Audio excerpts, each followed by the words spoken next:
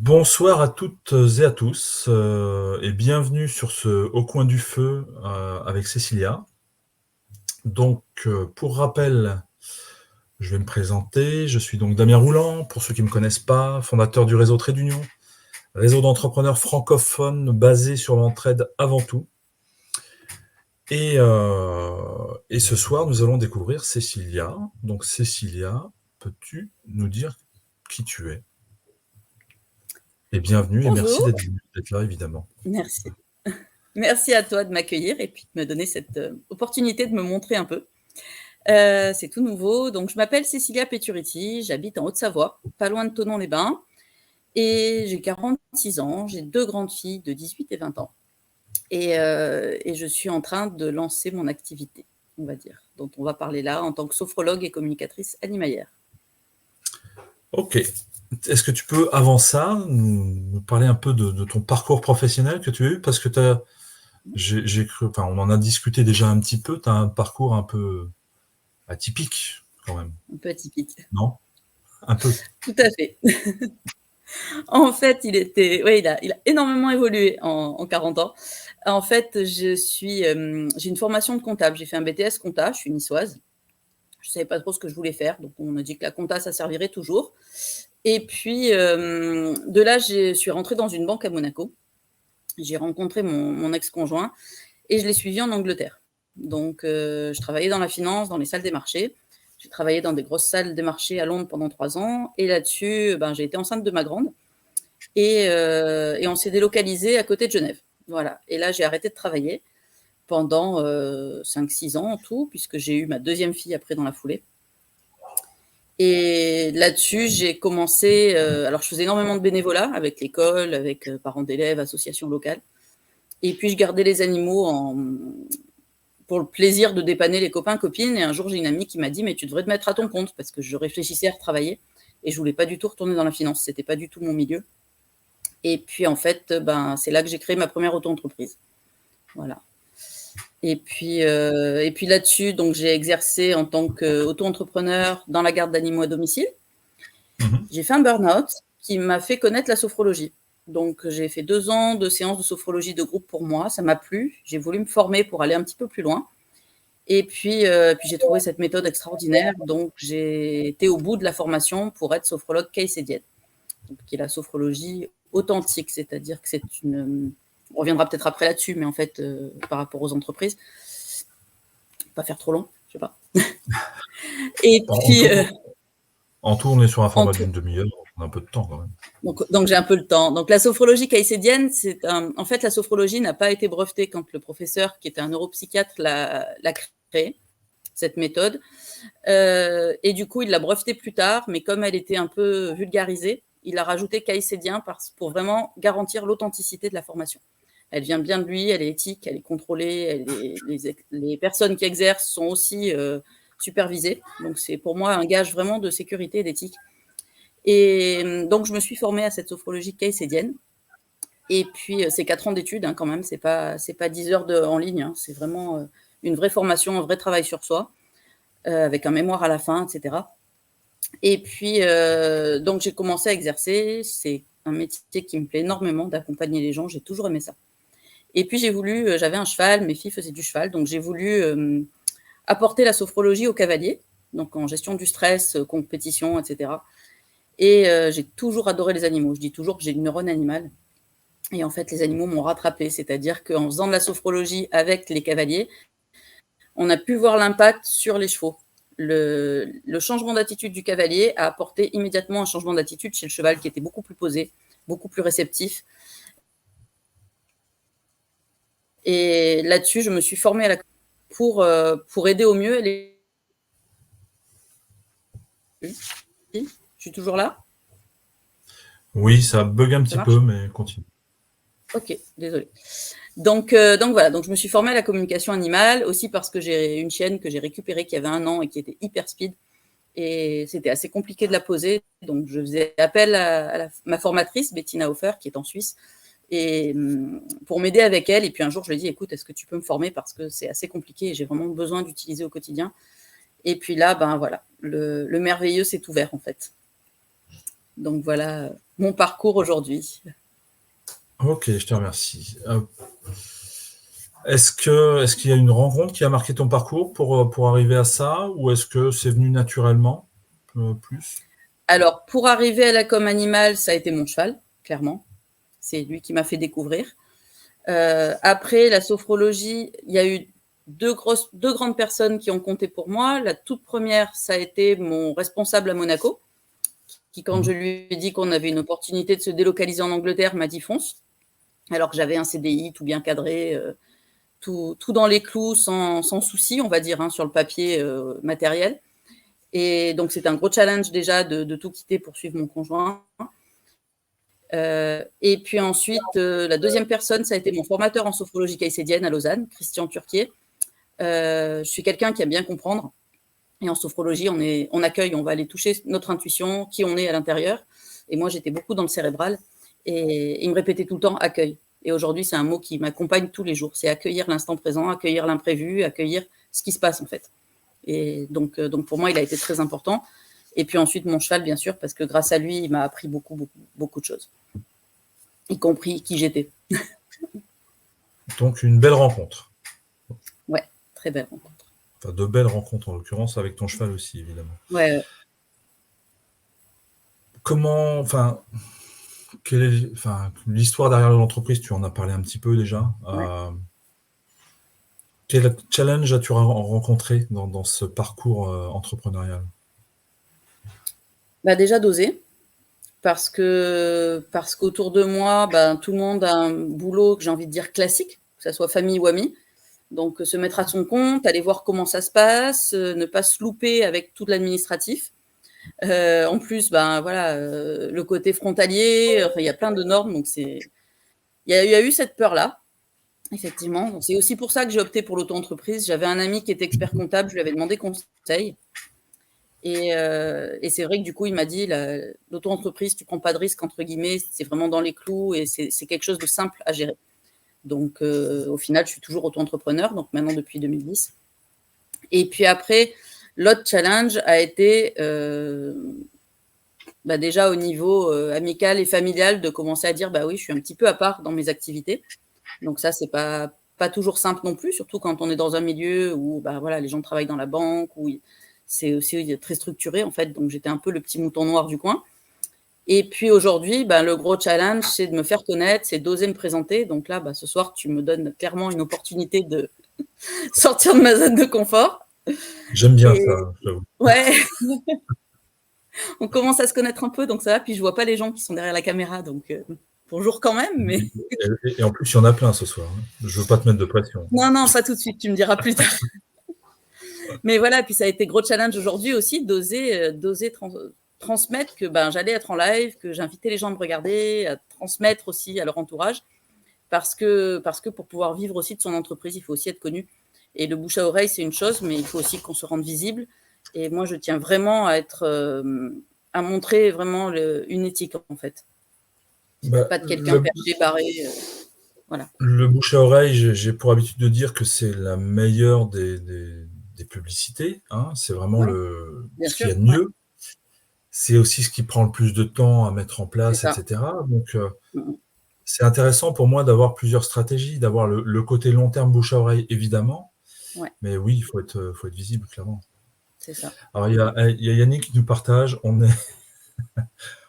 est 138 547 à te regarder, tout va bien. C'est une blague.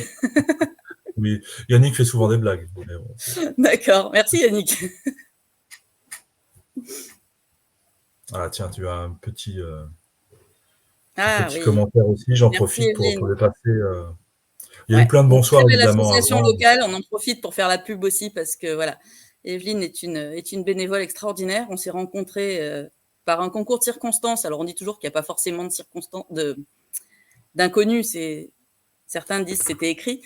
Je suis allée les rencontrer à la galerie commerciale de Cora, donc à Évian, pour ceux qui connaissent dans le coin, pour leur apporter du matériel pour les ateliers. Et en fait, la connexion s'est faite immédiatement. Elle me dit « Ah, ça tombe bien, on a aussi des intervenants en bien-être dans l'association. Et donc, demain, on fait l'inauguration du tiers-lieu, donc qui sera ouvert toute la semaine, du lundi au samedi, dans la galerie commerciale Cora avec justement des ateliers créatifs, divers intervenants. Et donc, je serai là demain matin et ensuite, je tiendrai une permanence tous les mercredis matins. Voilà, pour ceux qui ont envie de venir échanger, discuter, tester. Alors, je vois que tu as porté tout ton fan club, hein, puisqu'il y a plein de gens que je ne connais pas ce soir. Donc, Merci Cécile. Je te l'enverrai, elle est en auto-entreprise aussi, donc elle va nous rejoindre un de ces quatre. Ok. Alors, j'allais te poser la question, comment tu as surmonté tous ces challenges? Surtout le côté, comme tu disais, le côté d'avoir une famille qui est plutôt dans la banque, plutôt dans tout ça. Comment tu as réussi à finalement passer ce cap, à se dire, bon, bah, moi, je fais ça et... En fait, je me suis rendu compte que ça résonnait en moi et que c'était plus fort que moi, en fait, quelque part. Donc, coucou Magali. C'est vraiment... ça vient de mes tripes, en fait. Quand j'ai commencé la sophrologie, etc., ça a vraiment été quelque chose qui m'a appris à écouter ce qui était en moi et pas le conditionnement de la société, au final. Donc, du coup, j'ai vraiment... c'est ma foi qui m'a animée, en fait. Je suis croyante. Donc, je suis croyante catholique, pratiquante. Je l'assume. Voilà, il y a un Dieu, chacun a son Dieu. Pour moi, c'est le même et chacun fait à sa sauce, j'ai envie de dire. Mais moi, voilà, je suis catholique pratiquante et c'est cette foi qui m'a accompagnée parce que c'est aussi, pour la petite anecdote, à un retour de Lourdes que j'ai fait mon burn-out et j'avais demandé à la Sainte Vierge de m'éclairer, en fait, sur mon chemin. J'avais dit, je veux être une lumière sur le chemin des gens, mais toi, tu sais ce qu'il y a dans mon cœur, ce qu'il faut faire. Et le burn-out m'a amené à la sophrologie et tout ce qui en a découlé derrière. Donc c'est la foi qui m'a portée, bien sûr. Et puis les amis aussi, voilà, les quelques-unes dont j'ai vu les petits messages, entre autres, qui sont des amis d'ici et puis d'autres de plus loin, qui ont toujours cru en moi. Voilà, vraiment. Et ma famille qui a toujours été présente aussi, et mes filles. Donc ça a été un soutien vraiment qui a permis de surmonter tout ça. On va parler maintenant plus de ce que tu fais aujourd'hui, du coup. Ouais. Alors, on commence à percevoir déjà un peu les valeurs que tu as, mais quelle valeur tu as vraiment voulu, je vais y arriver ce soir, as-tu vraiment voulu mettre dans ton entreprise, porter dans ton entreprise? Alors, il y a une valeur qui me tient à cœur et que je crie haut et fort partout maintenant, c'est l'authenticité. C'est vraiment être qui on est, avec ses qualités, ses défauts. Pour moi, l'authenticité, c'est ce qui est important, c'est être qui on est. C'est accepter d'être qui on est. Pas forcément que celui ou celle que Pierre-Paul Jacques a connu il y a 10 ans.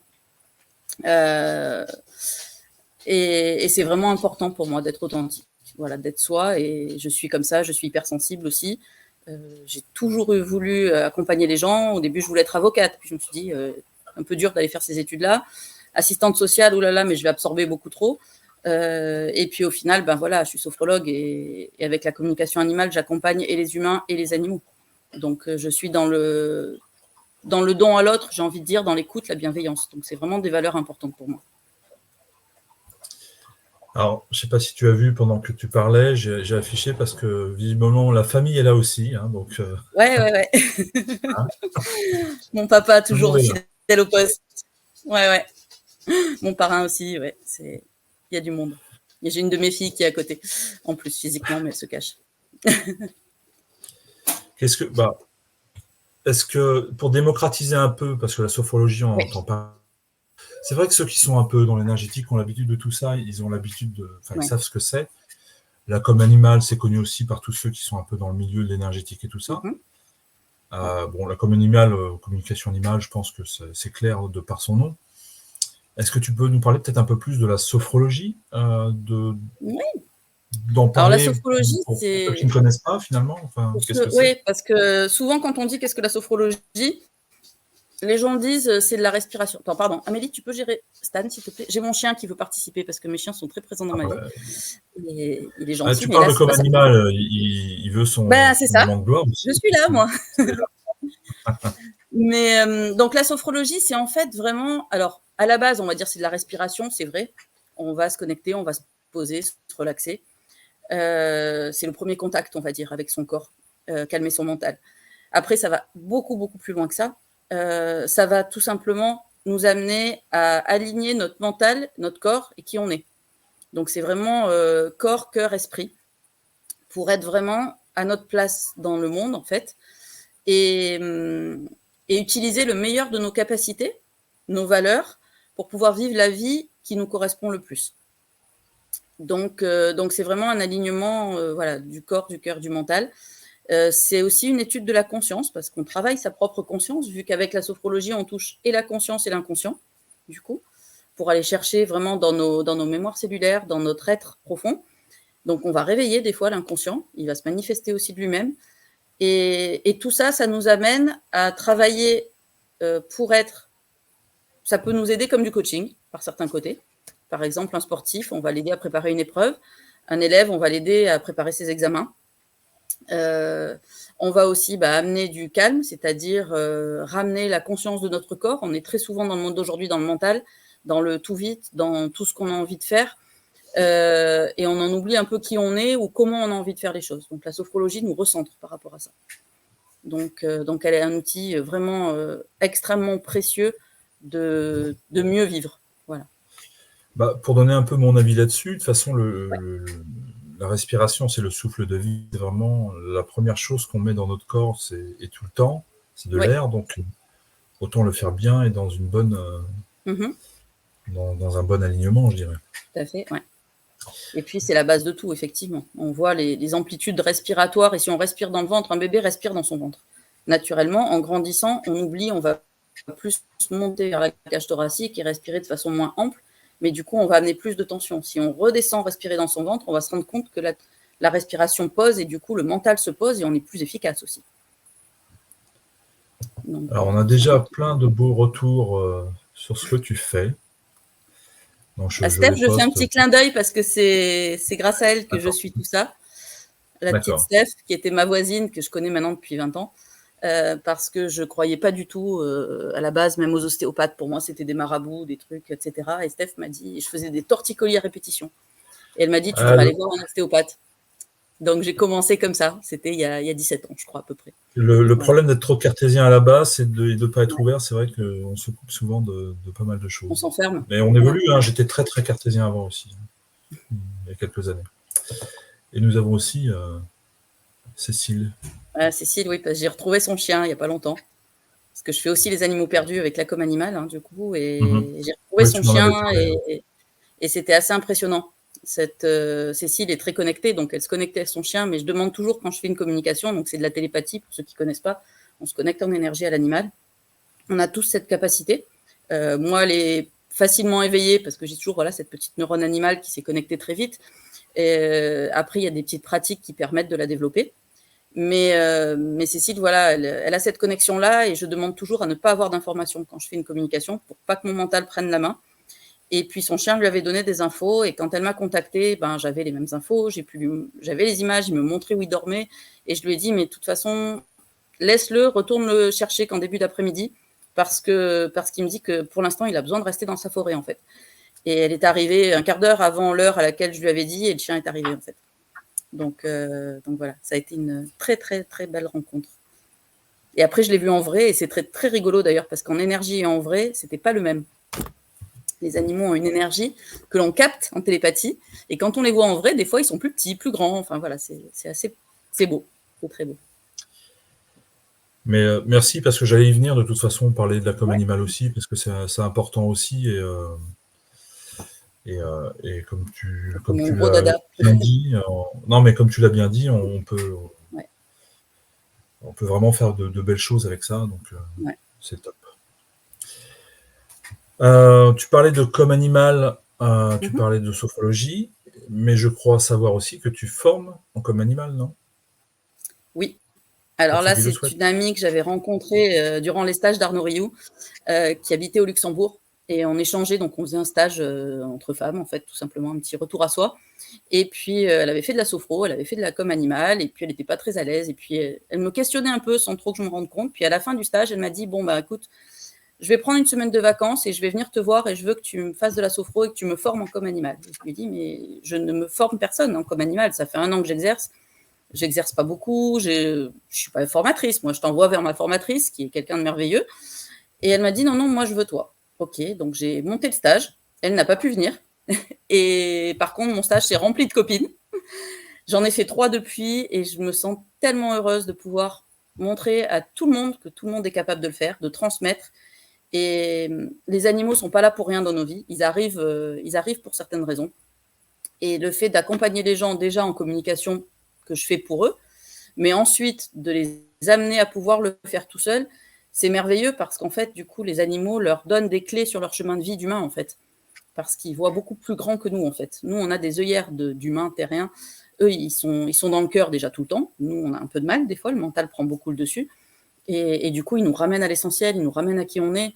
Et voilà, Stan s'est manifesté tout à l'heure. Moi, Tika, qui est mon autre chienne, c'est une bosseronne. Et en fait, quand elle brasse, je sais que c'est parce que moi, je ne suis pas centrée. Quand elle est calme, c'est que moi, je suis alignée.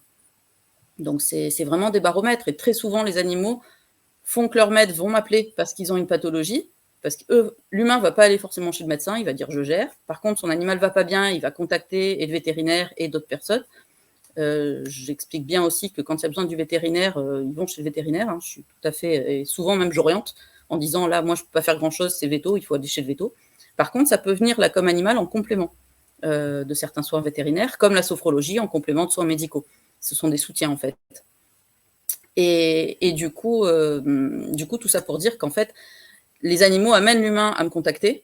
Par la communication animale, ils leur transmettent des messages, mais aussi, ils permettent à l'humain d'échanger avec moi. Et étant sophrologue et étant assez empathique et ouverte, forcément, j'apporte aussi à l'humain, en fait.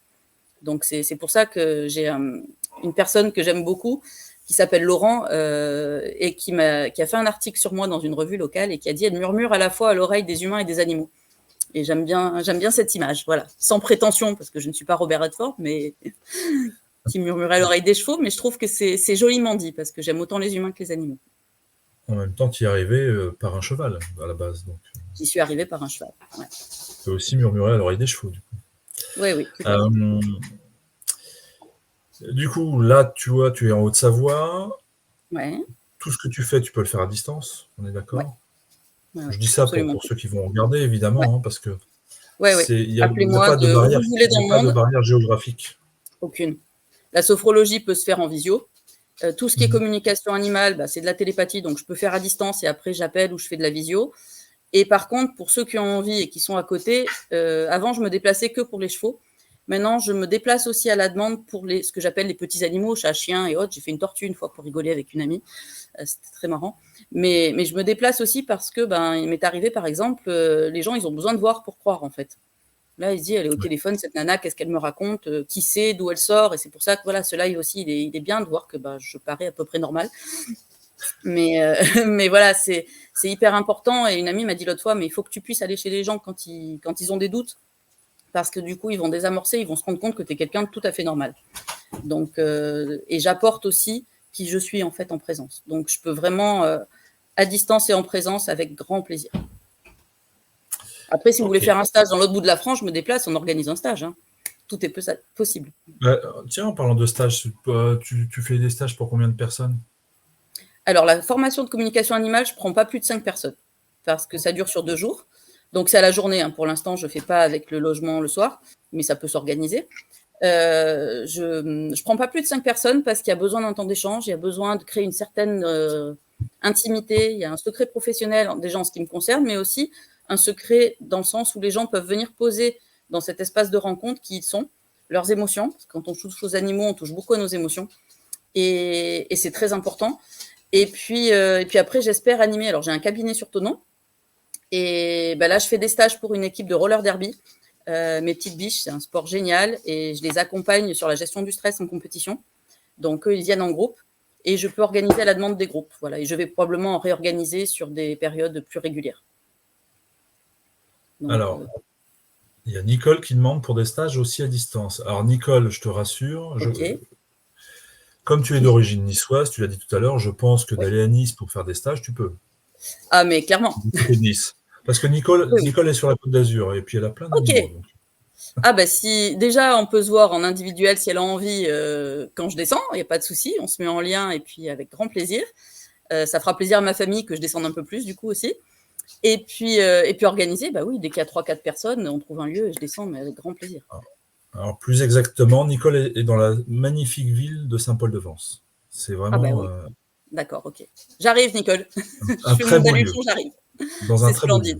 Ouais, c'est très très beau. Merci. Alors, qu'est-ce que tu as comme projet, toi, pour l'avenir, là, maintenant? Des clients. plein de clients, pouvoir aller voir plein de monde, accompagner plein de personnes, leur apporter cette petite lumière comme ça sur leur chemin, que ça soit en sophrologie ou avec les animaux.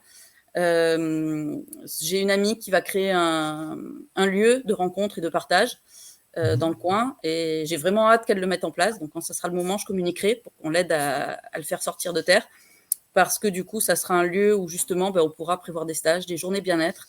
Donc c'est vraiment apporter ce bien-être, on va dire, cet amour de soi aux gens autour de moi, et ça, c'est vraiment ce qui me tient à cœur, c'est vraiment mon objectif. Et puis du coup, aussi avoir cette activité à temps partiel. À temps plein, pardon. Pas temps partiel, justement. C'est fini le temps partiel. Non, là, c'est fini. Je me suis lancée, là, et c'est vraiment ce qui m'anime, c'est qui je suis. Donc, je ne vois pas pourquoi je retournerai ailleurs. Ok. C'est vraiment important. Super. Si tu avais un conseil à donner à un entrepreneur qui souhaite se lancer, ce serait quoi? Appelle Damien et rejoins-nous à Trait d'Union. Oui, il peut. Après, Damien ne m'a pas payé pour cette info-là, mais voilà, c'est ça. Je fais partie de réseau. Voilà. Non, il y a le réseau Féminin Entreprendre, mais du coup, l'entrepreneur, il faut qu'il soit féminin. Donc, je fais partie du réseau Féminin Entreprendre à Thonon.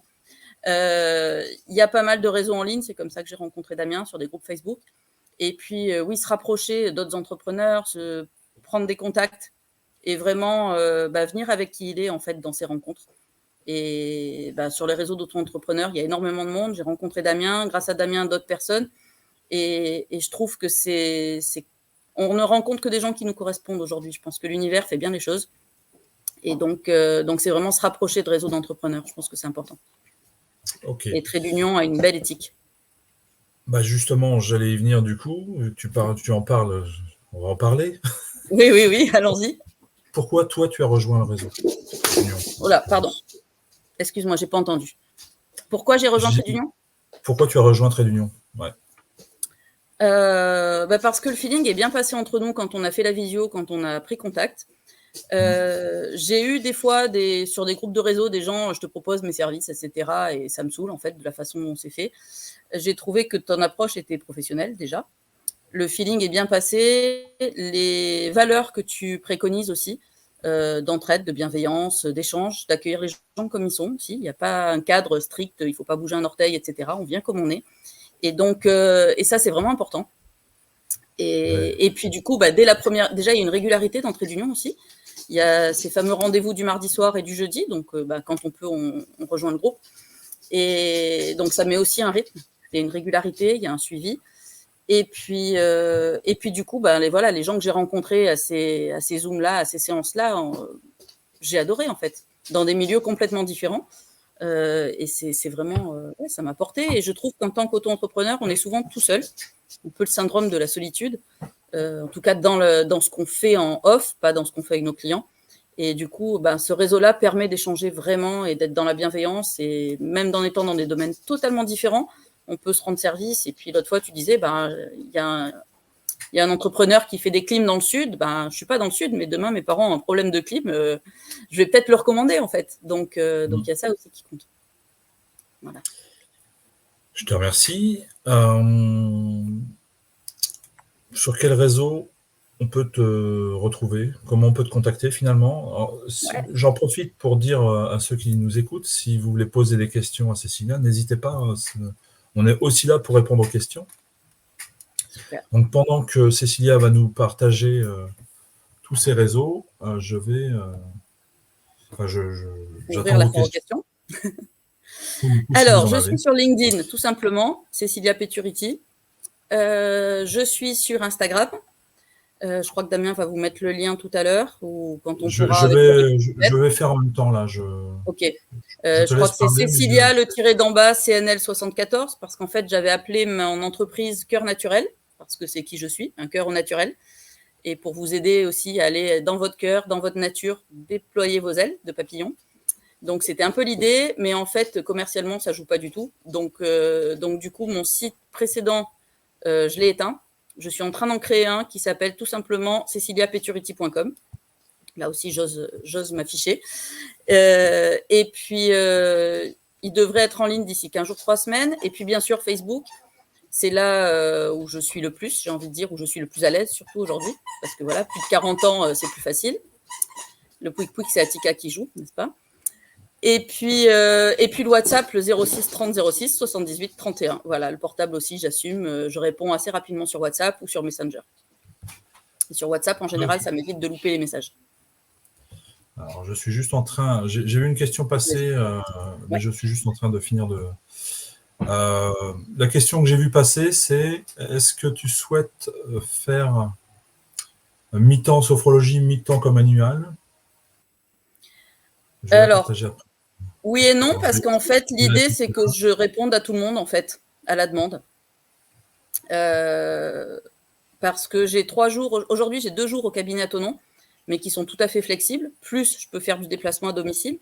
Donc, j'ai envie de dire, pour moi, c'est vraiment pas dans un cadre tant d'heures d'un côté, tant d'heures de l'autre. C'est vraiment, il y a des périodes, il y aura plus de com animal, des périodes, il y aura plus de sophrologie. Donc, je vais essayer de me lancer. Ma fille fait des études en marketing digital. Elle me dit, il faut vraiment aussi 2 cibles, 2 clientèles différentes, ce qui est le cas, ce que j'essaye de faire. Mais en même temps, les gens viennent voir une personne. Et donc, ça va s'adapter à leurs besoins, en fait. Donc, je vais faire les deux, mais pas forcément 50-50. Enfin, je fais les deux, d'ailleurs, mais pas 50-50. C'est à la demande. Ok. Je te remercie. Bah, écoutez, si vous n'avez pas d'autres questions, a priori, nous, on est dans le timing. On a fait notre petite demi-heure. Donc, on va libérer les gens. C'est l'heure de l'apéro. Hein. Okay. Alors, bon apéro. Et puis, n'hésitez pas à m'envoyer des messages. S'il y a des questions qui viennent derrière, etc. De toute façon, je vous ai tout mis, là, Facebook, LinkedIn. Ah oui, j'ai... Ah, ça a bloqué. Je t'ai perdu. Je ne sais pas si ça marche. Ah, t'es là? Un petit bug. Ouais, il y a eu un petit bug, tu t'es figé. LinkedIn, Facebook, Insta, et puis le site tout bientôt, tout bientôt. Lucie et Laurine s'en occupent. Ok, bon, je vais vous laisser. Merci tout le monde. Merci beaucoup, Damien. On vous souhaite une belle soirée. Oui, cette fois, c'est Damien qu'on perd. Ça arrive. Ça arrive. Merci à tous d'être passés ce soir nous écouter. On avait pas mal de monde. Donc, je vous souhaite une belle soirée. Et puis, ah si, je voulais vous dire quand même pour les infos de la semaine prochaine avant de... Puis partage peut-être le lien de Trait d'Union, on ne sait jamais. Oui, je peux également, pour ceux que ça intéresse. Mais... Ils m'appelleront. Ou ils t'appelleront directement. C'est plus simple. Enfin, pour ceux qui te connaissent, c'est plus simple. La semaine prochaine, donc mardi à 20h, nous avons l'équipe de Jody Agency qui nous parlera de comment créer son image de marque, donc pour les entrepreneurs. Et jeudi prochain, au coin du feu, ce sera avec Lénaïg qui est praticienne psychocorporelle, qui viendra nous partager aussi son parcours. Voilà pour la semaine prochaine en tout cas. Belle soirée à tout le monde. Merci encore Cécilia pour être venue te prêter au jeu. Et au plaisir. Ciao, ciao. Au plaisir. Au revoir.